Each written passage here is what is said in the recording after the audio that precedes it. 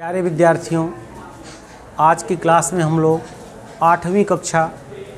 सातवीं कक्षा की गणित के अभ्यास 1.5 के प्रश्नों को हल करना सीखेंगे।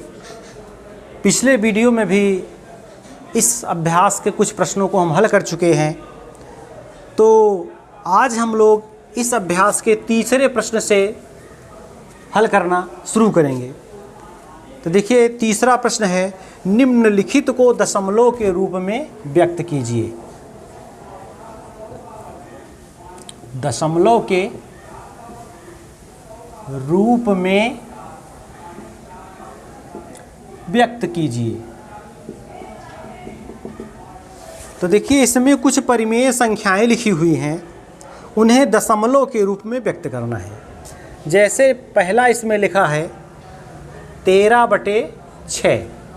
अब देखिए, इसे दशमलव के रूप में लिखा है और यह भिन्न के रूप में संख्या लिखी हुई है। 13/6 एक भिन्न है, इसे दशमलव रूप में लिखना है।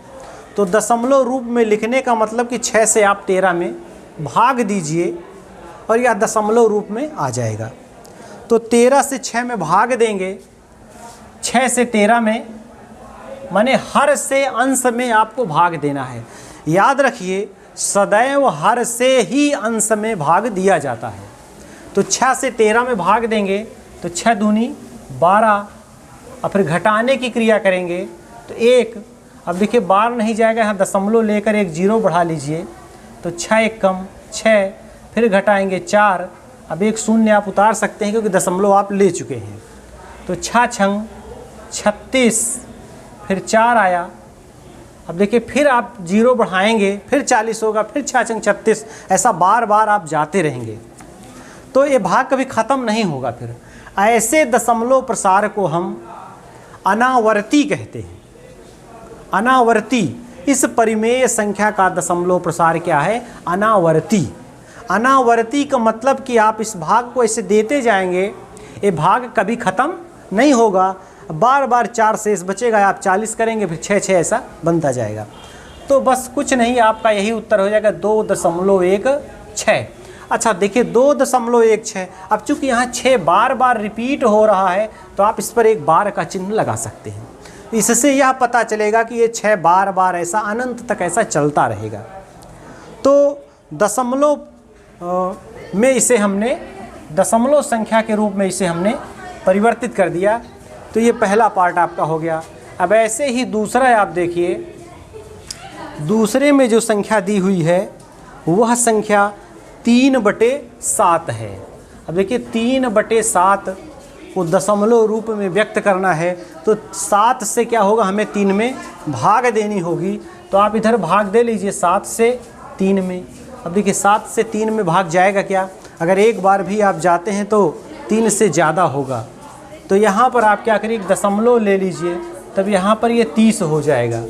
अब आप 4 बार जाइए, 7 चौक 28 यहाँ पर हो जाएगा।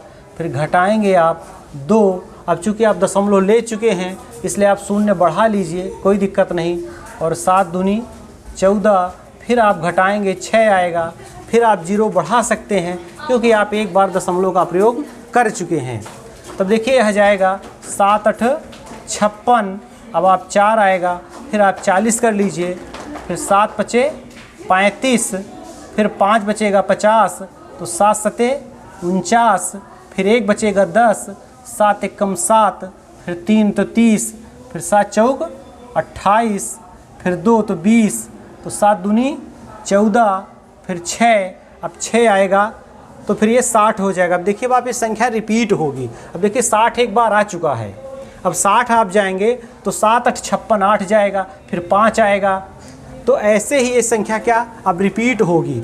तो कहने का मतलब कि आपका जो आंसर है वो ये है। अब यहाँ से ये रिपीट होगी, हम जाएंगे तो 7 8 56, फिर 4 40 हो जाए, फिर 7 5 35, देखिए रिपीट हो रहा, 8 के बाद 5। अब ऐसा ही ये बार बार ये संख्या रिपीट होगी। तो कहाँ से रिपीट होगी संख्या? 8 से। इतनी संख्याओं पर आप बार लगाएंगे, ये 0.42 तो आएगा। अब इसके बाद 8 5 7 1 4 2, फिर 8 पलट के आ जाएगा। तो यह भी, इसका भी दशमलव प्रसार क्या है, अनावर्ती है। तो खैर आवर्ती अनावर्ती हम लोग नहीं पढ़ रहे हैं यहाँ पर, खाली इसका दशमलव देखना है, दशमलव में बदलना है। तो दशमलव में जब लिखेंगे इसे तो 0.42 इतना भी लिख के आप छोड़ दें तो भी पर्याप्त है, या तो चाहे पूरी संख्या आप लिख दें 85714 अब बार आपका इस पर है, बार आपको बहरहाल यहाँ लगाने की आवश्यकता नहीं है, केवल दशमलव में व्यक्त करना था तो 0.428 आप लिख सकते थे। बहरहाल ये तो पूरा प्रश्न हल हो गया है और यही सही उत्तर है इसका कि 8 से यहाँ से इतने अंक बार बार रिपीट होंगे। अब 2 के बाद 8 आएगा, फिर 5 आएगा, फिर 7 और 2 तक फिर जाएगा, फिर पलट के संख्या वही आएगी। तो इस प्रकार दशमलव प्रसार है, आपको दशमलव के रूप में बदलना है। तो कोई भी परिमेय संख्या हो, हर से अंश में भाग दीजिए, फिर वह दशमलव रूप में संख्या आ जाएगी। तो प्रश्न तो इसमें कई हैं और 2 प्रश्न हमने हल करके आपको समझा दिया है। इसी प्रकार से आप इन प्रश्नों को हल कर लेंगे। अब आइए हम चौथे सवाल को देखते हैं। तो चौथा सवाल देखिए, इस प्रश्न में कह रहा है कि पहचानिए निम्नलिखित परिमेय संख्याओं में से कौन से आवर्ती या अनावर्ती दशमलव है। तो देखिए पहले प्रश्न में जो बातें हमने बताई, आवर्ती और अनावर्ती आपको हमने समझाया। पहली चीज़ जान लीजिए कि आवर्ती और अनावर्ती क्या है। जैसे कोई संख्या 1/2 है, अब इसका जब हम दशमलव प्रसार करेंगे तो कैसे करेंगे, 2 से 1 में भाग देंगे। तब 2 से 1 में भाग नहीं जाएगा, यहाँ दशमलव लेंगे, 10 होगा, 2 पंचे 10। तो अब यह देखिए 10 में से 10 गए 0। अब देखिए ऐसा दशमलव प्रसार है कि मैंने एक ऐसी स्थिति इसमें आई कि शेष कुछ भी नहीं बचा। 0.5 इसका उत्तर है, इसमें शेष कुछ भी नहीं बचा। तो यह आवर्ती है, इसका दशमलव प्रसार कैसा है, आवर्ती है। और यहीं पर आप एक संख्या लीजिए 1/3। अब देखिए 3 से आप 1 में जब भाग देंगे तो दशमलव लिया तो 10 और 3 त्रिका 9, फिर 1 आया, अब फिर 10 करिए, 3 त्रिका 9, फिर 1 आया। देखिए बार बार ये चल रहा है, ये भाग कभी ख़त्म होने वाला नहीं है। ये 3 जो है बार बार रिपीट होता रहेगा। तो यही क्या है, अनावर्ती है। तो आवर्ती और अनावर्ती आप समझे।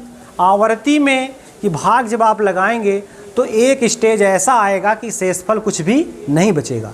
लेकिन जिसका दशमलव प्रसार अनावर्ती होगा वो सवाल कभी ख़त्म नहीं होगा, बार बार उसमें शेष बचेगा और संख्या वही पलट के बार बार आएंगी। तो आवर्ती और अनावर्ती के उदाहरण हैं। तो सवाल में आपके इसी पर आधारित प्रश्न को पूछ रहा है। कुछ संख्याएं दिया हुआ है और पूछ रहा है बताइए कि कौन सी परिमेय संख्याएं आवर्ती दशमलव हैं और कौन अनावर्ती दशमलव। तो पहला सवाल इसमें लिख के रखा है कि 401/368। पहला उदाहरण ये रखा है। अच्छा, अब आप जानिए ये उदाहरण बड़ा कठिन है। पहला ही अगर आप भाग देना चाहेंगे तो बड़ी मुश्किल होगी, क्योंकि इसमें 27 अंक के बाद ही रिपीट होने वाली कोई संख्या आपको मिलेगी।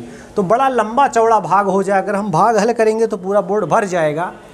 तो भाग आप ना दीजिए। वैसे पता करने का तरीका तो बस एक ही है। अगर पूछ रहा है कि आवर्ती है या अनावर्ती है तो आप 368 से 401 में भाग करिए। भाग करने के बाद ही पता चलेगा। अगर भाग करने पर माने कोई एक ऐसी स्थिति आती है कि शेषफल शून्य हो जाता है, तब तो आवर्ती है। और अगर शेषफल इसका कभी भी शून्य नहीं होता तब फिर ये जानिए कि अनावर्ती है। अच्छा, एक चीज़ और जानिए, परिमेय संख्याओं का दशमलव प्रसार 2 ही प्रकार का होता है, या तो आवर्ती होगा या तो अनावर्ती होगा। आवर्ती होगा तो एक ऐसी स्थिति आएगी शेषफल शून्य हो जाएगा, और अनावर्ती होगा तो आप 10-15 बार जाएंगे, उसके बाद कहीं ना कहीं एक ऐसा मोड़ आएगा कि आपका उत्तर जो है रिपीट होने लगेगा, वही संख्या पलट के बार बार आएगी। समझ रहे हैं? तो उसे ही अनावर्ती कहते हैं। तो इस भाग को आप हल करके पता करें कि आवर्ती है या अनावर्ती। वैसे एक तरीका और है, उसी तरीके से इसे हम हल कर रहे हैं। बहरहाल आप देखिए कि एक नियम हम बता रहे हैं आवर्ती और अनावर्ती पहचानने का, लेकिन यह नियम कोई संख्या आवर्ती है या नहीं, यह तो पक्का बताएगा, लेकिन अनावर्ती है या नहीं इसमें संदेह रहेगा। अब देखिए नियम क्या है, यदि किसी परिमेय संख्या के हर के अभाज्य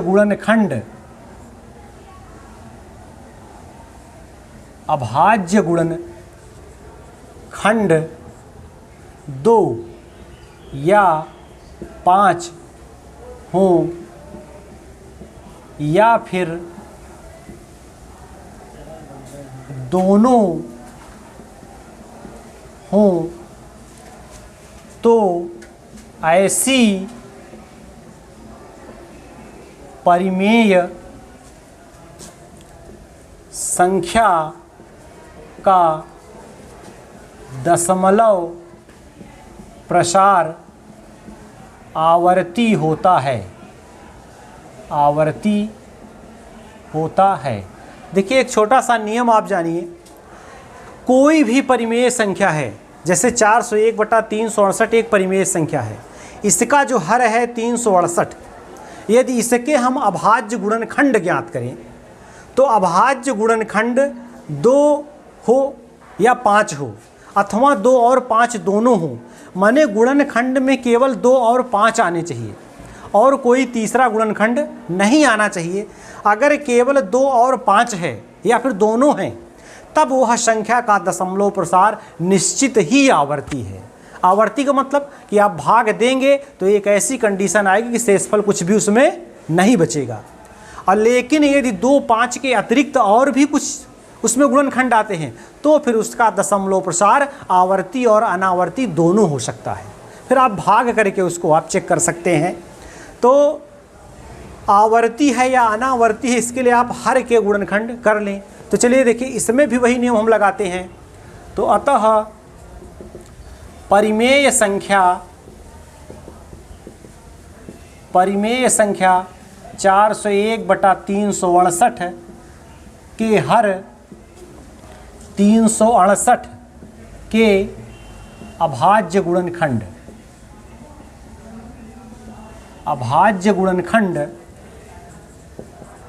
ज्ञात करने पर, अब देखिए यही नियम यहाँ लगा रहे हैं, 368 के अभाज्य गुणनखंड हम करेंगे। यदि इन गुणनखंडों में 2 आएगा, 5 आएगा, तब तो यह इसका दशमलव प्रसार आवर्ती होगा, और 2, 5 के अतिरिक्त और कोई गुणनखंड इसमें आएंगे तो इसका दशमलव प्रसार अनावर्ती होगा। तो देखिए 368 है, अब देखिए एक इसका गुणनखंड 2 हो जाएगा, और 2 हो गया, और जब 2 से गुणनखंड हमने किया तो 2 1 कम 2 और 2 8 16, 2 चौक 8। फिर जब दूसरा 2 हमने लिया तो 2 9 18, 2 दूनी 4। अब जब इसे हमने काटा तो यहाँ पर आया 2 चौक 8 और 2 छंग 12। अब देखिए जब इसे हमने काटेंगे तो 23 से आएगा, 23 दूना 46, तो गुणते 23। तो देखिए 368 के अभाज्य गुणनखंड हमने ज्ञात किए, तो हमारे पास गुणनखंड क्या निकल के आया, 2 × 2 × 2 × 2 × 23, माने 2 दूना 4, दूना 8, दूनी 16, और 16 × 23 करेंगे 368 हो जाएगा। तो देखिए इसके गुणनखंडों में 2 तो आया, मगर एक देखिए 23 आ गया, इसे नहीं आना था, अब यह आ गया। इसलिए हम कहेंगे कि 401/368 का दशमलव प्रसार अनावर्ती है। अतः परिमेय संख्या 401/368 का प्रसार अनावर्ती दशमलव है, अनावर्ती दशमलव है। तो देखिए अब बिल्कुल ये छोटा सा नियम है, अगर आप भाग नहीं देना चाहते तो जिस किसी भी परिमेय संख्या के बारे में पूछा जाए कि आवर्ती है या अनावर्ती है, तो हर के आप गुणनखंड कर लीजिए। हर के गुणनखंड जब आप करेंगे तो उसमें 2 और 5 आता है तब तो ठीक है, और 2, 5 के अतिरिक्त अगर कोई गुणनखंड आता है तो फिर वह अनावर्ती होगा। अगर इसमें 5 भी आ जाए तो भी कोई दिक्कत नहीं है, 2 5 दोनों तो भी कोई दिक्कत नहीं, लेकिन 23 उसमें आ गया, ये गड़बड़ है। तो चलिए इस पार्ट को आपने देख लिया। चलिए एक आध पार्ट इसके और देख लेते हैं। नियम यही रहेगा। तो अब देखिए इतना ही नियम लिखा है। अब इसका सेकंड पार्ट हम इसी को बना देते हैं। तो देखिए दूसरे प्रश्न में सवाल दे रखा है, दूसरा प्रश्न इसमें दे रखा है 305/108, 305/108। तो देखिए अतः 305/108 के हर के अभाज्य गुणनखंड। अब देखिए इसके हर के अभाज्य गुणनखंड हम करेंगे तो 108 बराबर 108 के जब गुणनखंड इधर हम कर लेते हैं, 108 संख्या लिख लिया। अब देखिए 2 से कटेगी तो 1 2 आप यहाँ लिख लीजिए। अब 2 से कटेगी तो बचेगा क्या, 2 पंचे 10, 2 चौक 8। अब देखिए 54 भी 2 से कटेगा तो 1 2 फिर हमने लिख लिया। अब इसे जब काटा तो यहाँ पे 27 आया। अब देखिए 27 भी कटेगा, कितने से कटेगा, 3 से, तो 1 3 लिख लिया, ऐसे काट दिया, 3 9 27। अब देखिए 9 भी कटेगा तो 9 में माने 2 3 है, तो 3 गुणे 3। तो देखिए 108 के अभाज्य गुणनखंड हमने ज्ञात कर लिए। चेक कर लेते हैं। 2 दूनी 4, 3 12, 12 3 36 और 36 3 108 होगा। अब देखिए इसमें भी 2 के गुणनखंड तो ठीक, मगर ये जो 3 के आ गए ये गड़बड़ हो गया। इसलिए इससे हम पहचान गए कि इसका दशमलव प्रसार जो है अनावर्ती है। तो हर के अभाज्य गुणनखंड ज्ञात करने हैं। उन अभाज्य गुणनखंडों में 2 और 5 होने चाहिए। 2 ही केवल हों तो भी ठीक है, 5 केवल हो तो भी ठीक, दोनों हो जाए तो भी ठीक, मगर 2 और 5 के अतिरिक्त तो कोई भी गुणनखंड उसमें नहीं होना चाहिए। चूँकि इसमें 3 आ गया, इसलिए कि 305/108 का दशमलव प्रसार अनावर्ती है। दशमलव प्रसार कैसा है, अनावर्ती है। तो आवर्ती और अनावर्ती की हम पहचान कर रहे हैं। हर के अभाज्य गुणनखंड करते हैं, उसके गुणनखंड 2 हों, 5 हों या फिर दोनों हों, तब तो दशमलव प्रसार आवर्ती है। और अगर अधिक गुणनखंड दूसरे आते हैं 2 5 के अतिरिक्त तो उसका दशमलव प्रसार अनावर्ती हो जाएगा। चलिए एक उदाहरण और देखते हैं। तीसरा आपका देखते हैं, तीसरा पार्ट। तो यह नियम तो सब में कॉमन रहेगा, इस नियम को आप याद कर लीजिए। तो देखिए परिमेय संख्या 7/8, परिमेय संख्या 7/8 के हर के अभाज्य गुणनखंड। अब देखिए इसके हर के हम अभाज्य गुणनखंड ज्ञात करेंगे और अभाज्य गुणनखंड ज्ञात करने से ही पता चलेगा कि इसका दशमलव प्रसार आवर्ती है या अनावर्ती है। तो देखिए 8 बराबर 2 गुणे 2 गुणे 2, 2 दूना 4 दूनी 8। तो देखिए जब हमने 7/8 के हर 8 का दशमलव माने गुणनखंड ज्ञात किया तो यहाँ पर केवल 2 ही आया। तो नियम में देखिए लिखा है कि हर का अभाज्य गुणनखंड करने पर 2 हो या 5 हो या फिर 2 और 5 दोनों हो, तब उसका दशमलव प्रसार आवर्ती होता है। तो देखिए यहाँ पर 2 है, इसलिए हम कह सकते हैं कि परिमेय संख्या 7/8 का दशमलव प्रसार आवर्ती है। तो हम यहाँ लिख देंगे अतः 7/8 का दशमलव प्रसार आवर्ती है। तो अब बिल्कुल सरल है यह प्रश्न, आप इसी नियम से हल कर लीजिए और फिर जहाँ छोटे सवाल हैं आप भाग भी कर सकते हैं।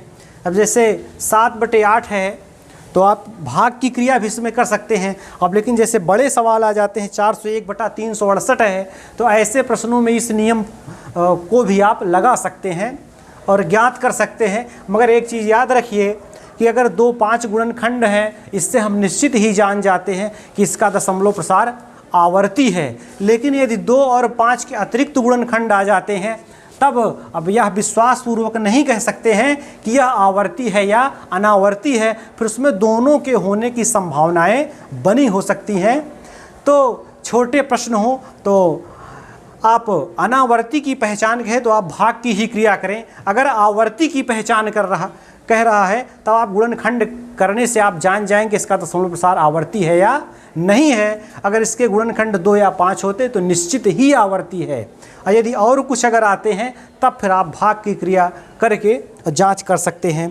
तो देखिए अब इसमें सवाल तो और भी हैं, मगर सवाल सब छोटे हैं। आप इसी विधि से या भाग करके भी आप ज्ञात कर सकते हैं। तो एक प्रश्न हम और देख लेते हैं, 5वां छोटा सा प्रश्न है। तो 5वें प्रश्न को देखिए।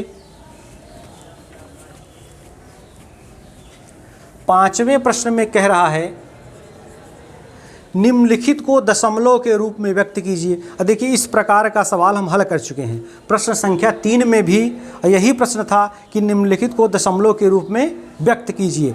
तो प्रश्न संख्या 3 आपने जिस प्रकार हल किया है उसी प्रकार इसे भी हल करना है। बहरहाल 1-2 सवाल हम हल कर दे रहे हैं।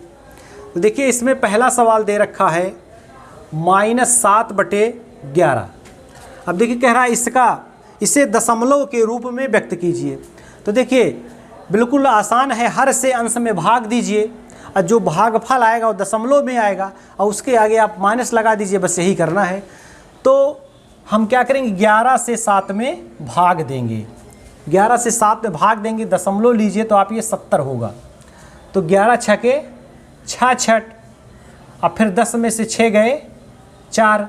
अब दशमलव आप ले ही चुके हैं तो इसे 40 कर दीजिए। तो 11 तियाँ 33, अब 7 बचे तो 70 कर लीजिए, क्योंकि एक बार आप दशमलव ले चुके हैं तो आप 0 बढ़ा सकते हैं। तो 11 छके 66, अब तो देखिए फिर रिपीट होने लगा।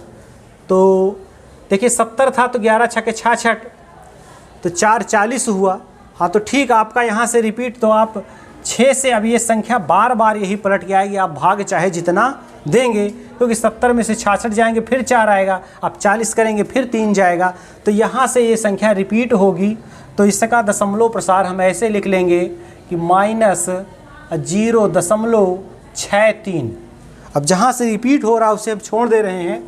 तो बस यही दशमलव प्रसार है इसका, माने हर से अंश में भाग दीजिए। जहाँ से या तो संख्या अगर आवर्ती दशमलव प्रसार होगा तो शेषफल 0 हो जाएगा। अगर अनावर्ती होगा तो जहाँ से संख्या रिपीट होने लगे और वहीं से आप भाग देना बंद कर दीजिए, रोक दीजिए सवाल को। अब देखिए अगला प्रश्न है इसमें -9/19। अब देखिए -9/19 आ गया। ये भाग थोड़ा सा बड़ा हो जाए अगर हम हल करेंगे, क्योंकि 18 अंकों बाद ही ये सवाल रिपीट होगा। तो अब 18 अंक तक आप लगाएंगे तो बड़ा हो जाएगा।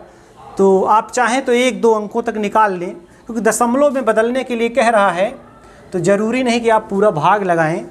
तो बस आपको करना है 19 से 9 में भाग देना है और जो भागफल आए उसी को आप लिख दीजिए। यही दशमलव में परिवर्तन करना है। दशमलव में बदलने के लिए कह रहा है तो बस आप हर से अंश में भाग दीजिए, बस ये सवाल हल हो जाएगा। तो आज बस इतना ही, और इसमें 4 सवाल हैं, कल की क्लास में इससे हम हल करेंगे।